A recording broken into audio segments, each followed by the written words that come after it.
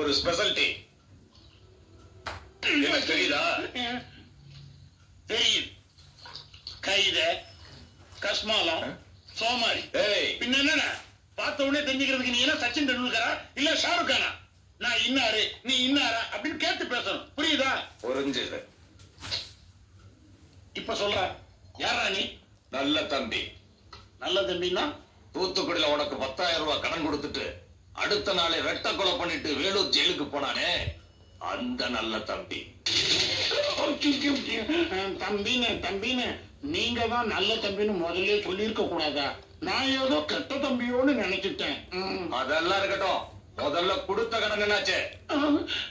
என்னென்ன நாமெல்லாம் தாயா பிள்ளையா ஒன்னா பழகிட்டு கடன் அது இதுன்னு பெரிய வார்த்தையெல்லாம் சொல்லிக்கிட்டு இருக்க.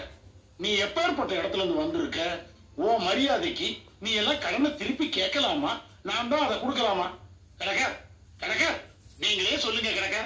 கடனை யாரு திருப்பி கேட்பாங்க? ஒரு ரவுடி பைய ஒரு குலகார பைய கேட்கலாம்.